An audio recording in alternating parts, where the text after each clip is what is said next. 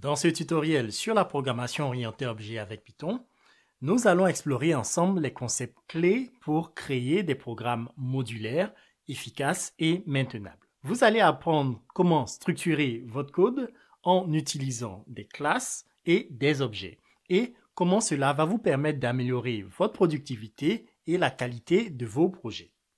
Que vous débutez ou connaissez déjà la programmation Python, maîtriser la programmation orientée objet va vous permettre de passer au niveau supérieur et vous permettre de créer des programmes structurés, plus efficaces et plus faciles à maintenir. Nous allons tout d'abord commencer très doucement en essayant de comprendre c'est quoi la programmation orientée objet et en quoi elle est utile lorsqu'on crée du code.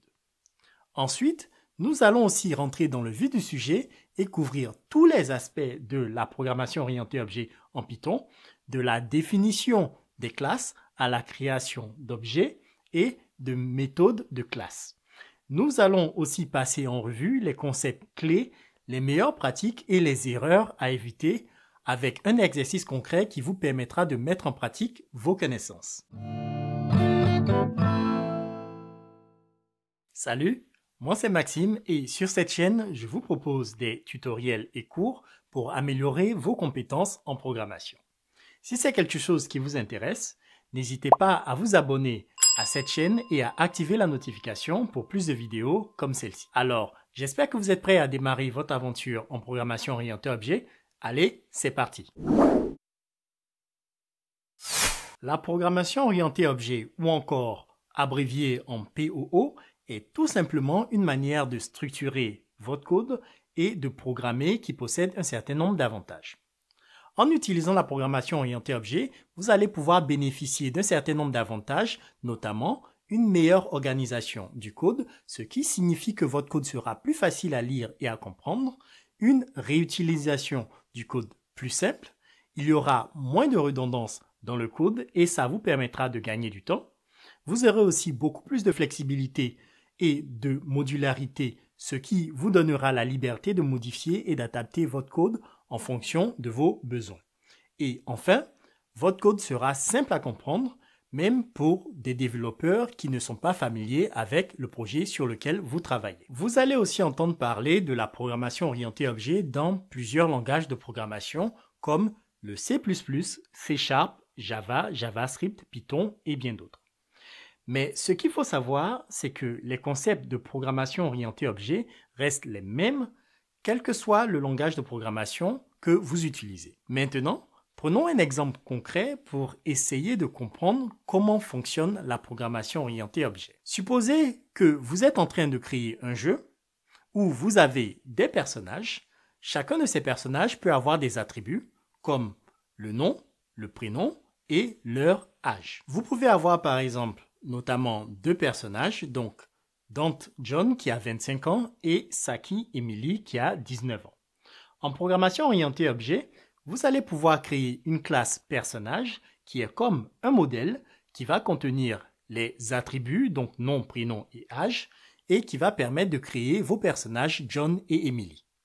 Dans le jargon de la programmation orientée objet, John et Emily sont des objets, donc en quelque sorte, la classe est le modèle et les objets sont les choses créées à partir de ce modèle tout simplement. Avec une classe, vous pourrez créer autant d'objets que vous souhaitez.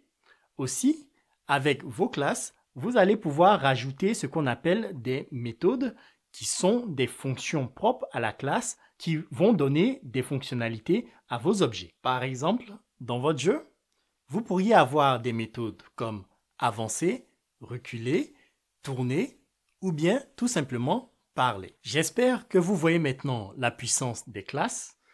Passons maintenant à la pratique et essayons de créer notre première classe en Python. Alors, rentrons dans le vif du sujet et créons notre première classe avec Python. Pour créer une classe avec Python, c'est très simple. Il suffit d'utiliser le mot-clé classe comme ceci, voilà, et il faudrait donner un nom à votre classe. Dans notre cas, on va commencer par créer une classe personnage qui va définir un personnage d'un jeu vidéo sur lequel on travaille. Donc, du coup, ici, je vais mettre personnage comme ceci, voilà, et il faut mettre 2 points. c'est à peu près la même définition que pour les fonctions. Et pour ceux d'entre vous qui ne sont pas familiers avec les fonctions, j'ai une vidéo sur les fonctions. Le lien sera dans la description, donc vous pouvez aller le regarder. Par contre, ici, le mot-clé en fait, plutôt que d'être def, sera classe et vous donnez un nom à votre classe suivi de 2 points comme ceci. Ce que vous pouvez remarquer, c'est qu'à ce niveau-là, j'ai utilisé une lettre en majuscule. Et c'est la convention que j'aime utiliser lorsque je définis mes classes. Utiliser une lettre en majuscule comme ça va permettre de savoir qu'il s'agit d'une classe directement. Voilà. Ensuite, après, ce que je vais faire, c'est que je vais tout simplement ici utiliser le mot-clé pass comme ceci, qui ne fait rien, qui va permettre en fait d'accepter la définition de la classe sans pour autant que j'entre des valeurs à ce niveau-là. Et on va tout simplement faire print et on va faire personnage comme ceci. Voilà. Maintenant, je peux exécuter ce code-là et ici, on aura un résultat. Donc, ce que vous pouvez remarquer, c'est que à ce niveau-là, on a classe, on a main et on a personnage. Donc, on vient bel et bien de définir une classe qui s'appelle personnage ici. Maintenant, ce qu'on peut faire avec notre classe, c'est qu'on peut créer des personnages. Donc, dans la dénomination de Python, ces personnages-là seront des objets. Donc, je peux par exemple créer deux personnages, un premier personnage qui va s'appeler Dante et un deuxième personnage qui va s'appeler Emily. Donc, faisons justement ça. Donc, à ce niveau-là, je vais faire Dante, ici, sera égal à, et on utilise personnage comme ceci, et on utilise des parenthèses. Donc, on ouvre et on ferme les parenthèses. Donc, on vient à peine de définir notre personnage Dante. Et maintenant, je peux tout simplement faire print Dante comme ceci. Et si j'exécute, vous allez voir en fait qu'ici, on a toujours le nom de la classe, object at ceci. Donc, du coup, on vient de créer un objet de type personnage.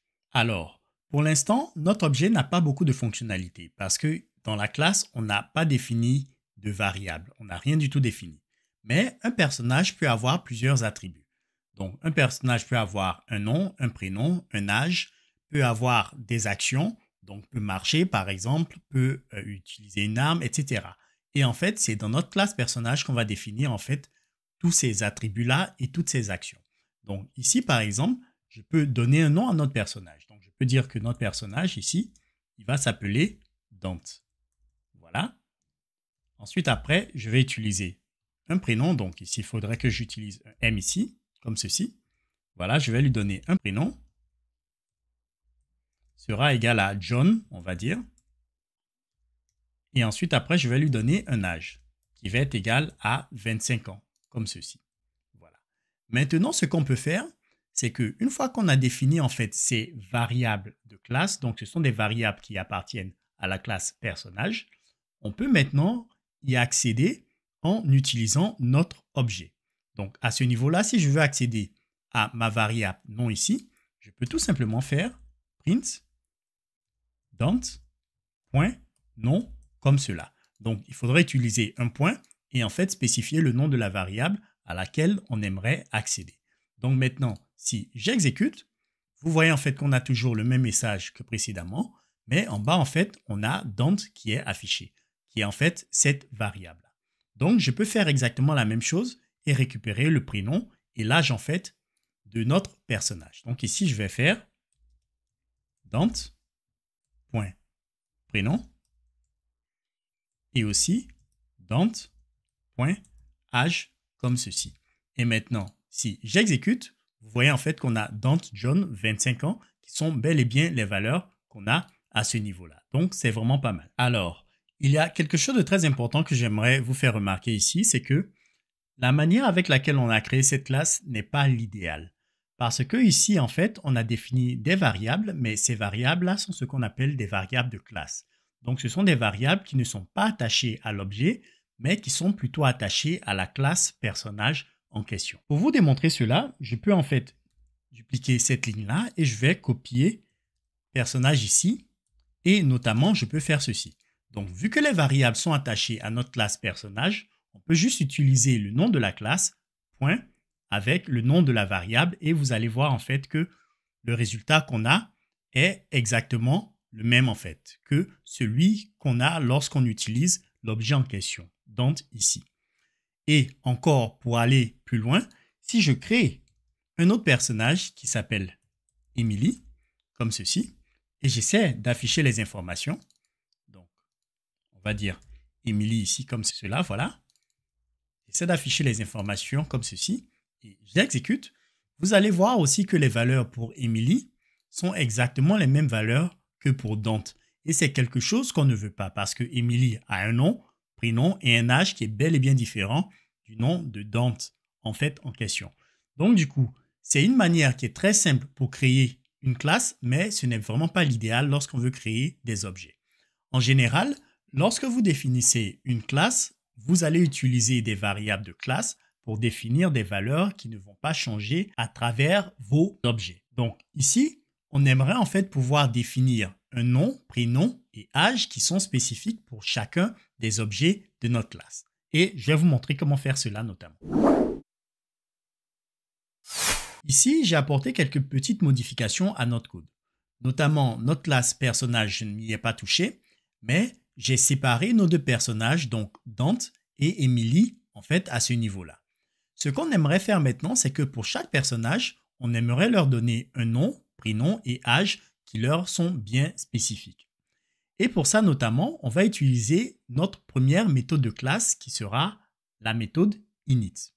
La méthode init est une méthode bien spéciale qui s'appelle dans d'autres langages de programmation le constructeur qui va nous permettre d'initialiser nos variables d'instance. Donc à ce niveau-là, on a des variables de classe. Donc ce sont des variables qui sont attachées à notre classe, mais avec la méthode init, on pourra créer des variables d'instance qui seront attachées en fait à nos objets ici. Et notamment pour utiliser cette méthode-là, rien de plus simple, on va venir à ce niveau-là et on va en fait créer notre méthode. Donc on va faire def et la méthode init utilise 2 tirets du 8, voilà, et on va faire init comme ceci et ensuite après 2 tirets du 8. Et ensuite après, je vais utiliser un mot-clé spécial, je vais revenir là-dessus un peu plus tard, self, voilà, comme ceci, et je vais faire nom, prénom, et ici âge, donc exactement de la même manière qu'on définit les fonctions, voilà, et ensuite après, je vais utiliser l'indentation pour indenter en fait ces variables-là à ce niveau-là. Alors, le self qu'on a ici, en fait, est une variable spéciale. Lorsqu'on crée notre objet, le premier paramètre qui est passé en fait à notre classe est en fait notre objet qu'on a ici, Dante. Donc, lorsqu'on crée Dante, self va être égal à Dante comme cela, voilà. Et en fait, lorsqu'on crée Emily, self va être égal à Emily. Donc, en fait, notre objet est passé à notre classe. Et donc, ce qu'on fait, c'est qu'on va récupérer notre objet et on va lui rajouter les attributs nom, prénom et âge en faisant self comme ceci, point, voilà. Et je vais copier cela encore à ce niveau-là.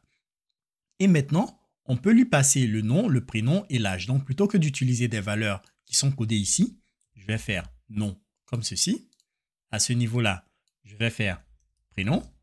Et à ce niveau-là, je vais faire âge comme ceci. Voilà, et on a notre classe qui est complètement définie maintenant. Du coup, ce qu'on peut faire, c'est que ici, on peut passer en fait ces valeurs-là. Donc, à ce niveau-là, je vais dire en fait que le nom de Dante, c'est Dante, comme cela. Je vais passer le prénom. Le prénom, ce sera, on va dire, John. Et ensuite, après, je vais passer l'âge qui est de 25. Et je vais mettre ces lignes-là en commentaire pour l'instant. Et si j'exécute, vous allez voir en fait que ici on a Don John 25 qui est en fait cette ligne de code là. Donc on va revenir et on va revérifier ce qui s'est passé ici. Alors ici ce qu'on a fait, c'est qu'on a créé notre classe personnage et on a utilisé la méthode init qui est le constructeur de notre classe. Cette méthode là va prendre comme premier argument la valeur self qui n'est rien d'autre en fait que notre instance de classe qu'on a créée ici, donc notre objet ici. Donc lorsqu'on passe self, on peut utiliser self.nom pour affecter des valeurs en fait à nos objets. Voilà, donc du coup ici, on déclare en quelque sorte une variable nom sur notre objet Dante, une variable prénom sur notre objet Dante et âge sur Dante, et en fait, on leur affecte les valeurs qu'on passe ici en argument à notre constructeur de classe comme on vient de le faire ici. Parce que self est passé automatiquement. On n'a pas besoin en fait de passer de premier paramètre. Le premier paramètre qu'on passe, ce sera en fait celui-là, donc le nom. Donc c'est pour ça en fait qu'on a le résultat en question. Maintenant, si on prend l'exemple d'Emilie, on va voir en fait qu'ici, je peux par exemple venir à ce niveau-là et dire en fait que son nom, c'est Saki. Donc je vais prendre un nom japonais. Et ensuite après, Emily comme prénom. Et je vais lui donner un âge de 19 comme ceci. Et maintenant, si j'exécute, vous voyez en fait que on a Dante John 25 et on a Saki Emily 19. Donc, voici comment est-ce que vous pouvez utiliser la méthode init pour pouvoir initialiser vos variables d'instance. On va maintenant améliorer notre code avec des méthodes de classe. Si vous remarquez ici, en fait, on affiche les informations de nos personnages. Mais ce qu'on peut faire maintenant, c'est qu'on peut créer une méthode de classe qui va nous permettre de très simplement afficher ces informations. Donc, pour créer une méthode de classe, c'est très simple. C'est exactement comme on a créé la méthode init ici. On peut venir à la ligne et faire def comme ceci. Et on va créer une méthode qui affiche les informations de nos personnages. Donc, on va tout simplement l'appeler info. Voilà. Et ici, je dois utiliser toujours comme premier paramètre self comme ceci. Voilà. Et je vais mettre 2 points comme cela. Donc, vous voyez que c'est exactement la même signature que lorsqu'on crée des fonctions. Maintenant, je peux tout simplement revenir à ce niveau-là et en fait, utiliser print. Je vais utiliser le f-string comme ceci et je vais faire personnage, 2 points. Je vais afficher le nom, prénom et âge. Et donc, du coup, pour avoir accès à ces variables-là, je dois utiliser self.nom. Donc, self.nom, comme ceci. Je vais ensuite après faire self et finalement self.âge, comme cela. Et ici, je vais mettre en comme ceci. Voilà. Donc, maintenant, avec notre méthode de classe qu'on a à ce niveau-là, on n'a plus du tout besoin d'utiliser la fonction print et d'accéder aux variables d'instance ici. Donc, je peux tout simplement supprimer tout ça. Et pour afficher les informations de Dante, par exemple, je peux faire Dante.info comme ceci. Et je n'ai pas besoin de passer de choses en paramètres à ce niveau-là. Parce que, en fait, la méthode info n'accepte aucun paramètre à part le paramètre self qui est passé automatiquement. Maintenant, si j'exécute, vous allez voir en fait qu'on a personnage, donc il s'agit bel et bien de cette ligne-là, dans John qui a 25 ans, mais par contre, on a en fait l'ancienne méthode qu'on a utilisée pour afficher les informations d'Emily ici. Donc, on peut revenir et faire la même chose ici. Donc, Emily.info. Voilà. Et maintenant, j'exécute. Et vous pouvez bel et bien voir en fait qu'on utilise notre méthode de classe info pour nos 2 personnages. Donc, pour récapituler, pour créer une méthode de classe, c'est très simple. C'est exactement la même chose que lorsqu'on définit des fonctions. Donc, on utilise le mot-clé def, le nom de la méthode de classe. Le premier paramètre doit être self. Voilà. Et en fait, à l'intérieur, on met en fait les fonctionnalités de notre méthode de classe. Et pour appeler la méthode, il suffit juste d'utiliser le nom de l'objet, point, la méthode, et éventuellement lui passer des paramètres qui sont nécessaires. Alors, on peut continuer et je vais rajouter en fait une autre variable expérience et on va créer une autre méthode de classe qui va permettre d'augmenter cette expérience-là.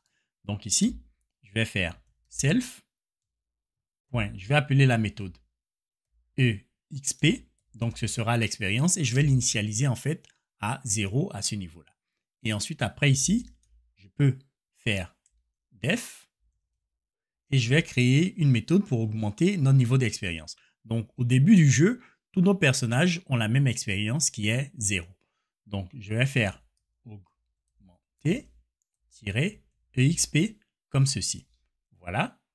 Je vais faire self à ce niveau-là. Maintenant, j'aimerais passer le nombre de points d'expérience que je souhaiterais utiliser pour augmenter notre expérience là.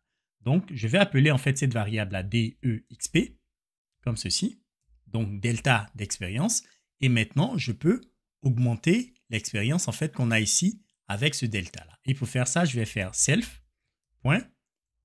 et je vais faire plus égal à DEXP. Donc, ceci va additionner la valeur de expérience avec DEXP et en fait sauvegarder le résultat dans la variable expérience. Donc, c'est la forme en fait courte pour additionner et sauvegarder le résultat dans cette variable. Maintenant, je peux tout simplement rajouter la valeur d'expérience dans les infos à ce niveau-là. Donc, si ici, par exemple, je mets une virgule et puis à ce niveau-là, je fais self.exp, voilà, on aura la valeur de notre expérience pour chacun de nos personnages. Donc maintenant, si j'exécute, vous voyez en fait que pour l'instant, on a 0 comme expérience. Je vais revenir ici et je vais juste enlever l'espace ici. Mais à ce niveau-là, si je fais Dante.augmenter expérience et je vais augmenter l'expérience de, on va dire, 1.5, on va dire comme ceci, et que j'exécute, vous voyez bel et bien en fait que l'expérience de Dante est maintenant 1.5 et l'expérience d'Emily est toujours de 0. Donc, vous voyez que utiliser des méthodes de classe permet de simplifier le code qu'on écrit et d'encapsuler toutes les fonctionnalités dans votre classe, ce qui est vraiment pas mal. Avant de continuer, j'aimerais vous démontrer l'importance des classes et aussi vous montrer en fait que les classes sont vraiment partout. Si vous avez déjà fait du code, vous avez très sûrement utilisé des classes sans même vous en rendre compte. Donc, à ce niveau-là, j'ai créé quelques variables, donc nom, prénom, users. Et voilà, en fait, ces variables-là sont en fait des instances de classe.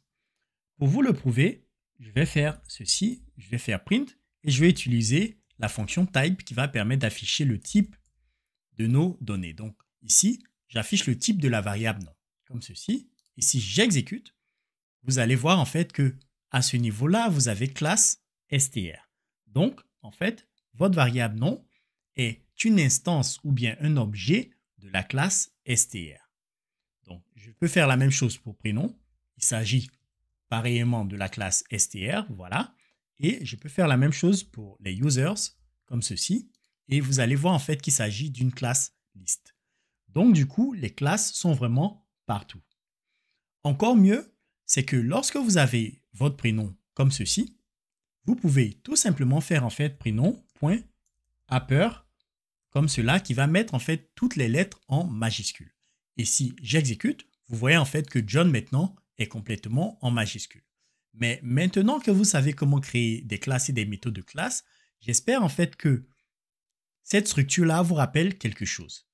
En fait, comme on l'a vu, c'est exactement comme ça qu'on appelle des méthodes de classe. Donc, on met le nom de l'objet, on utilise un point et on appelle la méthode de la classe comme ceci avec des parenthèses. Donc, maintenant, j'espère que vous comprenez que ici, upper est en fait une méthode de la classe str dont prénom est l'objet. J'espère que je ne vous en mêle pas les pinceaux en fait, mais c'est ce qu'il faudrait que vous vous rendiez compte en fait que ici, vous utilisez des classes et des méthodes de classe sans vous en rendre compte. Alors, pour mettre en pratique vos connaissances, je vous propose l'exercice suivant. J'aimerais que vous créiez une calculatrice. Donc, en entrée, vous allez avoir deux nombres A et B et j'aimerais que vous affichiez le résultat de quelques opérations. Donc, pour cela, vous pouvez créer des méthodes de classe qui sont l'addition, la soustraction, la multiplication et une autre méthode affichée. Et vous pouvez appeler ces méthodes de classe-là sur les nombres A et B pour afficher le résultat de ces opérations-là en question. Donc, je vous laisse travailler sur ce problème-là. Vous pouvez mettre la vidéo en pause et je vous montrerai ma solution. Alors, j'espère que vous avez réussi ce projet. Donc, maintenant, je vais vous montrer en fait comment est-ce qu'on peut implémenter une telle classe. Déjà, pour commencer, il faudrait créer notre classe. Donc ici, bon, je vais supprimer tout ça. Voilà. Et ici, en fait, il faudrait définir notre classe. Donc, pour faire cela, je vais faire classe comme ceci et je vais appeler la classe calculatrice comme cela. Je vais mettre deux points. Voilà. Je vais utiliser notre constructeur qui va prendre en valeur A et B et je vais les sauvegarder en fait comme variables d'instance. Comme ça, je pourrai avoir accès à ces variables-là dans les autres méthodes de ma classe.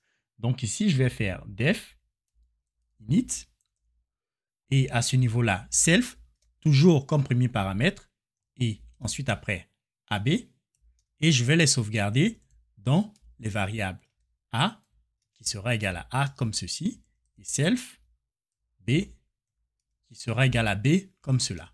Voilà. Maintenant, je vais créer une autre variable self que je vais appeler R qui sera le résultat.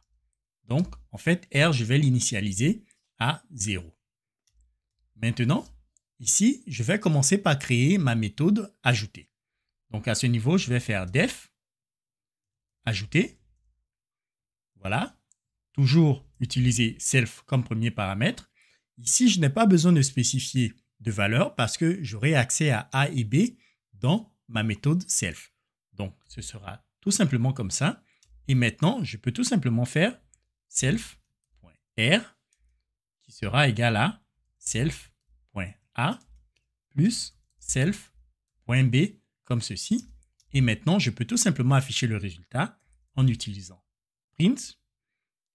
Et je vais faire ici résultat, deux points. Et je vais utiliser self.r comme ceci. Maintenant, pour utiliser ma classe et on va tester la méthode ajouter, je peux venir ici et créer ma calculatrice. Donc, je vais faire calculatrice comme ceci, qui sera égal, bon, je vais l'appeler calc, sera égal à calculatrice. Voilà, et ici maintenant, je peux passer mes deux nombres. En l'occurrence, je vais utiliser 10 pour A et 5 pour B comme cela. Et maintenant, pour utiliser la méthode ajouter, c'est très simple. Je vais faire calc, point ajouter, et je vais utiliser des parenthèses comme ceci. Maintenant, si j'exécute, vous voyez en fait qu'on a résultat qui est égal à 15, ce qui est vraiment pas mal. Parce que 10 plus 5, c'est égal à 15. Donc du coup, en fait, la méthode ajouter fonctionne bien. Ce que je peux faire maintenant, c'est que je peux créer mes autres méthodes, donc soustraire et multiplier. Mais avant de faire cela, je vais en fait créer une autre méthode qui va permettre d'afficher le résultat comme ceci. Comme ça, on n'aura pas besoin en fait de copier ce code-là et on peut directement appeler notre méthode en question. Et donc, je vais venir ici et je vais faire def et je vais faire afficher comme cela. Voilà, encore self comme premier paramètre. Et j'ai tout simplement besoin de venir ici et de déplacer en fait print à ce niveau-là. Voilà. Et maintenant ici, je peux tout simplement faire self.afficher. Et si j'exécute, vous allez voir en fait qu'on a exactement le même résultat que précédemment. Donc en fait, ma méthode afficher fonctionne bien. Maintenant, je vais créer les autres méthodes. Donc ici, je vais faire def soustraire. Je vais faire self comme ceci. Voilà, et je peux faire self.r est égal à self. Je vais faire a-b, donc a- self.b. Et ensuite, après, je peux faire self.afficher comme cela. Voilà, et on va faire la même chose pour la méthode multiplier. Donc, def multiplier self.r est égal à self.a multiplié par self.b. Voilà, et encore self.afficher comme ceci. Voilà. Et maintenant, on peut tout simplement tester nos méthodes. Donc, je vais les rajouter les unes à la suite des autres. Donc, calc.soustraire.